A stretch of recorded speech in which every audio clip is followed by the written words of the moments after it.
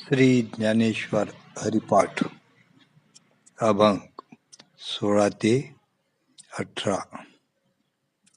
अभंग 16. जय जय राम कृष्ण हरी, जय जय राम कृष्ण हरी, जय जय राम कृष्ण हरी, जय जय राम कृष्ण हरी. हरी नाम जपे तो नर दुर्लभ, वाचेशी सुलभ राम कृष्ण. राम कृष्ण नामे उन्मनी साधिले, तयाशी लादले सकळ सिद्धी. सिद्धी बुद्धी धर्म हरी पाठी आले, प्रपंची निमाले साधू संगे. ज्ञानदेवी नाम रामकृष्ण ठसा, तेने दश दिशा आत्मा राम. अर्थ. अतिशय सुलभ असे रामकृष्ण हे हरिनाम वाचेने जपणारा मनुष्य दुर्लभ विरळ असतो. रामकृष्ण या नावातच लय साधणारा जो मुमुक्षू, त्याला सर्व सिद्धी प्राप्त होतात. सिद्धी, बुद्धी आणि धर्म ही हरिस्मरणाने प्राप्त होतात आणि या संसारातून जीवांना सज्जन सहवासाने मिळते. रामकृष्णाचा हा ठसा माझे हृदयात परिपूर्ण भरलेला असल्यामुळे दाही दिशांना मला एकच हे परमात्मा भरलेला दिसतो, असे ज्ञानेश्वर महाराज सांगतात. अभंग 17. हरिपाठ कीर्ते मुखे जरी गाय, पवित्रची होय देह त्याचा. तपाचे सामर्थ्य तपमिला अमुप, चिरंजीव कल्प वैकुंठ नांदे. भ्रातृव्रत भ्राता सगोत्र पार, चतुर्भुज नर होऊनी ठेले. ज्ञानगुळ गम्य ज्ञानदेवाला धरले, निवृत्तीने दिधले माझ्या हाती. हरिमुखे मना, हरिमुखे मना. अर्थ. परमेश्वराची कीर्ती वाणीने नुसती गाणाऱ्याचाही देह पवित्र होतो.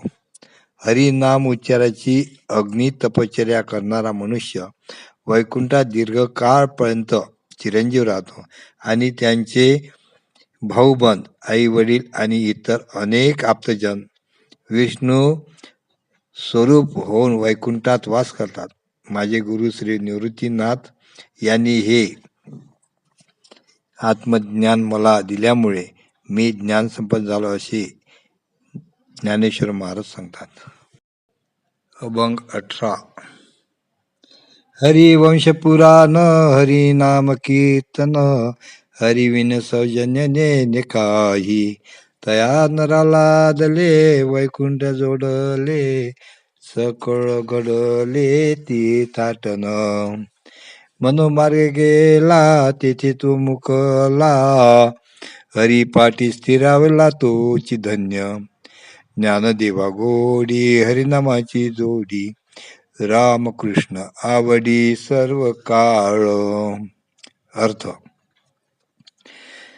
जो हरिवंश पुराणाचे पठण करतो, हरिनामाचे कीर्तन करतो आणि ज्याला हरी वाचून दुसरे काहीही प्रिय असत नाही, अशा माणसाला वैकुंठवास घडतो आणि त्याला तीर्थाटन केल्याचे पुण्यही लाभते.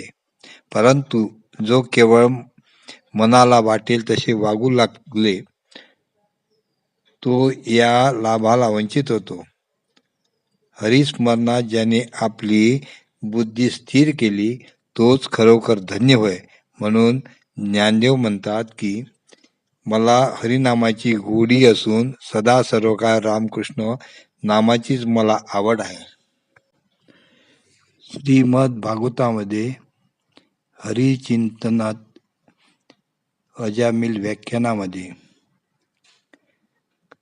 हरिनामाचे चिंतन केल्याचे पुण्य कसे लाभते ते सांगितले आहे. ज्याचे जिभेच्या नोकावर हरी हे 2 अक्षर सतत उच्चार चालू राहते, त्याला गंगा गया सेतुबंध काशी आणि पुष्कर तीर्थास जाण्याची कोणतीही आवश्यकता नाही. आता त्यांची यात्रा, स्नान इत्यादी फळ भगवंताचे नाम घेतल्याने पूर्ण प्राप्त होते. श्लोक 2. ऋग्वेदो अपि यजुर्वेद सामवेदो अथर्वण अधितास्तेन योनक्तो हरिरिक्त क्षरद्वयम्. ज्याने हरी या 2 अक्षरांचे उच्चार मुखाने केले त्याने ऋग्वेद, यजुर्वेद, सामवेदाने यजुर्वेदाचे अध्ययन केले असे होते. श्लोक 3.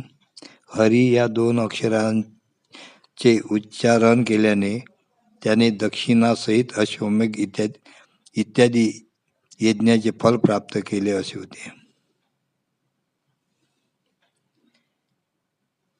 हरी हे 2 अक्षर मृत्यूनंतर परलोकात जातेवेळी प्रयाण करणारे प्राण्याच्या साठी मार्गात भोजनाची सामुग्री आहे.